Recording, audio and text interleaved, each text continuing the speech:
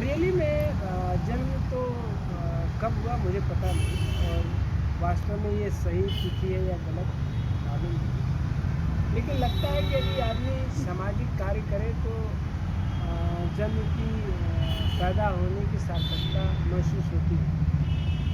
आपको मैं बताऊं, बनते चंद्रिमा जी ने अपनी जब धम्मदेशना कर रहे थे, एक बात कह रहे थे और आप सबको भी समझने की ज़रूरत है, हम तो समझ रहे थे। एक बात उन्होंने कहा कि आज आपका 1 वर्ष कम हुआ, और 1 वर्ष जब कम होने के बाद आदमी का लक्ष्य कितना बड़ा है, तो उसको जो टाइम अब उसके पास जो कम बच रहा है, 1 वर्ष तो चला गया, अब बाकी का जो जीवन और लक्ष्य बड़ा है तो उसके तरफ अट्रैक्शन उसका बढ़ता है कि जल्दी से हम उसको पूरा करें। एक तो ये पक्ष होता है। एक दूसरा पक्ष होता है कि उसके साथ जब वो लक्ष्य को प्राप्ति के लिए जब अग्रसर होता है, तो आज जितने अनुभव है उसके जीवन का, मान लीजिए 58 साल, 58 साल में 20 साल माइनस कर दीजिए, तो जो बाकी के जो अनुभव है उस अनुभव के माध्यम से वो आगे के लक्ष्य को प्राप्त कर लेता है। तो दोनों स्थितियों का मूल्यांकन जन्म दिवस पर होता है। इसलिए जन्म वास्तव में हम लोगों को इस बात से होना चाहिए कि एक्चुअल में जन्म हुआ तो महान कार्य के लिए हुआ। इस दिमाग के अंदर हम लोग बिठा लें, आपका भी जन्म हुआ, मेरा भी जन्म हुआ, सबका जन्म हुआ। चूँकि हम चंदौली के रहने वाले, लेकिन जिस तरह से आप लोगों का जो श्रद्धा है, सम्मान है, स्नेह है, वह इसलिए नहीं कि हम किसी पद पर हैं, इसलिए कि हम ये नहीं कि इतनी उम्र क्रॉस कर लिए, उसका मतलब ही नहीं। आप लोगों से मैं बार बार कहता हूँ कि बाबा साहब अम्बेडकर यदि सामाजिक मूवमेंट नहीं किए होते, बाबा साहब अम्बेडकर हम लोगों के कल्याण के लिए नहीं सोचे होते, और उन्होंने अपनी त्याग तपस्या से इतना लड़ाई नहीं लड़े होते, तो आखिर हम लोगों का जीवन आज ऐसा नहीं होता। और ये संयोग है कि हम लोग अम्बेडकर स्मारक के सामने और बाबा साहब अम्बेडकर के समक्ष उनके किए गए कार्य और त्याग तपस्या को हम लोग महसूस कर रहे हैं। और आप लोगों को मैं बताऊं कि अम्बेडकर संदेश डेली आपके मोबाइल में जाता है, और संयोग कुछ ऐसा है कि जिस संदेश को आप लोग पर डे जो पढ़ रहे हैं और वीडियो को सुन रहे हैं, और अगर आप सुनते हैं, समझते हैं, तो अपने जीवन को जो जीवन है, एक चीज़ और आपका ये समझिए कि ये जीवन कब नष्ट हो जाएगा आपको भी पता नहीं। अगर कोई सोचता है कि मैं 15 साल का हूँ, कोई 20 साल का है, कोई 25 साल का है, तो हम बहुत लंबा जीवन जिएंगे, ऐसी उसकी जो कल्पना है वो बेकार है। स्वामी विवेकानंद बहुत जल्दी ही चले गए, छत्रपति साहू जी महाराज बहुत जल्दी चले गए। अब कुछ लोगों ने बड़ा लंबा जीवन जिया, फिर भी समाज के लिए कुछ नहीं कर पाए। बाबा साहब अम्बेडकर तो 65 साल ही आपके बीच में रहे, और उन्होंने ऐसा कर दिया कि आज उसमें वृद्धि नहीं हो पा रही। जो किया उन्होंने उसमें थोड़ा सा कमी ही, बल्कि रिजर्वेशन एंड प्रमोशन में आया, लेकिन एक चीज़ जो बनाया उस पर भी सुप्रीम कोर्ट का डिसीजन है कि वो कॉन्स्टिट्यूशनल है। मेरे कहने का अभिप्राय खाली इतना है कि आज बाबा साहब अम्बेडकर वैचारिक रूप से हम लोग के साथ जिंदा है। हर आदमी मरेगा, एक दिन नष्ट हो जाएगा, लेकिन उसके साथ उसका जो व्यक्तित्व है, उसका जो सामाजिक कार्य है, स्पेशली मैं आप लोगों को फोकस करूँगा। आप कितना भी पैसा कमा लो, कितनी भी बड़े पद प्रतिष्ठा पर आप पहुंच जाइए, कितने भी आप ऐशो आराम की ज़िंदगी जी लीजिए, उसका कोई इतिहास के पन्ने पर कोई मतलब ही नहीं। मतलब ये है कि आपने समाज के लिए कितना काम किया, कितना समर्पण भाव से वर्क किया, ये लोग याद करते हैं। और आज मैं आपको धन्यवाद देता हूँ, आप सभी पूरी टीम को, अपने आवाज़ का टीम को, अपने BBS3 को, और अपने AIDASA टीम को। अब आदरणीय हमारे कपिल देव जी, जो आजमगढ़ के रहने वाले हैं, लेकिन अब चूँकि यहाँ पर आवास बना लिया है, ये जो टीम है, आदरणीय हमारे मंडल अध्यक्ष डॉक्टर प्रेम सागर सर, आदरणीय जिला अध्यक्ष विजय राव सर, सीमा बौद्ध जी, संग दर्शन जी, आदरणीय प्रसून जी, आदरणीय आशीष जी, आदरणीय एकता कश्यप, ये जो पूरी टीम है, और BBS3 की राष्ट्रीय अध्यक्ष उषा शास्त्री जी। अभी एक बात और चल रही थी कि अगर में महिलाएं यदि साथ देना शुरू कर दें तो मिशन मूवमेंट बहुत तेजी चलने लगता है। ज्योतिबा फूले को देख लीजिए, आप बाबा साहब अम्बेडकर को देख लीजिए।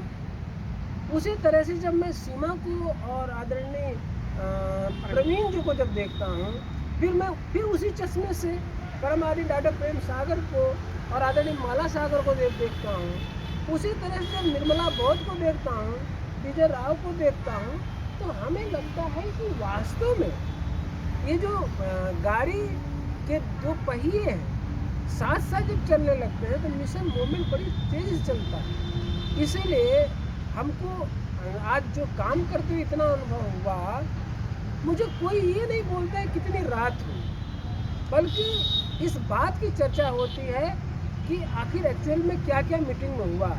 तो मुझे कहना पड़ता है कि अब मैं सुबह बताऊंगा, अभी ज़्यादा विलम्ब हो गया है।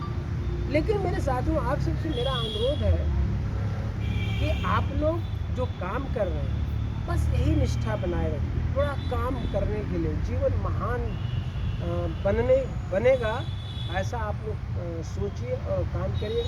मैं प्रसून जी को, आदरणीय प्रसून जी कितने सामने, प्रसून जी को, आदरणीय संगदर्शन जी को विशेष धन्यवाद इसलिए आप लोगों को मैं देता हूँ। मेरे हृदय की गहराई से आप सबके प्रति बड़ा समर्पण भाव हर समय रहता है कि जब से आप लोग जुड़े, हमने बहुत सारे कठोर शब्द आप लोगों का इस्तेमाल किया, लेकिन आप लोग जुड़ गए।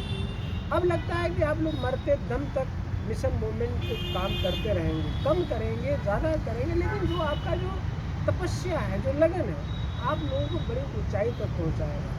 धैर्य मत खोइए। अभी एकता जी आपकी टीम में नई नई सम्मिलित हुई है, अभी ये भी आप सबको वाच कर रही हैं, धीरे धीरे इनका भी भविष्य में अच्छा वर्क करेंगे। एक चीज़ मैं बराबर महसूस करता हूँ कि धैर्य बहुत बड़ी चीज़ है। ये संकल्प बराबर आपके मन में रहना चाहिए कि हमको लंबे समय तक काम करना है। और लंबे समय की अवधि क्या है? 10 साल, 5 साल, 15 साल, 20 साल। अब उसको आपको ये अवधि माने कि मरते दम तक। और जब मरते दम तक आप काम करने का ठान लेंगे तो पता चलेगा कि बाबा साहब अम्बेडकर ने जो काम किया, बहुजन महापुरुषों ने जो काम किया, उस दिशा में हम लोग आगे बढ़ेंगे। और आप सबको पुनः आज के मौके पर, मौका क्या है, जन्म तो एक दिन ऐसे ही चलता रहेगा। एक तो बहाना होता है कि एक दिन हम लोग उस तरह से व्यक्ति को आप लोग प्रोत्साहित करते हैं, ये उत्साहवर्धन देते हैं, आपकी एनर्जी जो है ट्रांसफ़र होती है।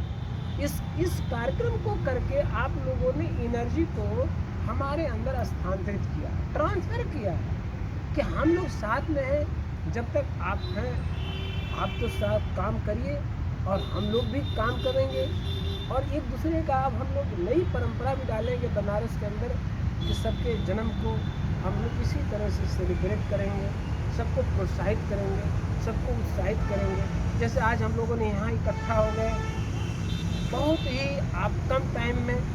अब इसी तरह से हम लोग एक परिपाटी आदरणीय अध्यक्ष जी से मैं अनुरोध करूँगा, आदरणीय मंडल अध्यक्ष से अनुरोध करूँगा, आदरणीय प्रवीण जी से अनुरोध करूँगा, आदरणीय प्रसून जी से अनुरोध करूँगा, आशीष जी से, एकता से भी, कि आप लोग भी, कि आप लोग हर आदमी का जन्म को आप लोग डायरी में नोट करें, अपने मोबाइल में नोट करें। ऐसे ही बस 10 मिनट के लिए, 20 मिनट के लिए एकत्रित हो जाए, उनको प्रोत्साहित करें, उनका माला पहनाएं, उनको सामाजिक जन जागरण भी आए, ये परिपाटी को डालिए।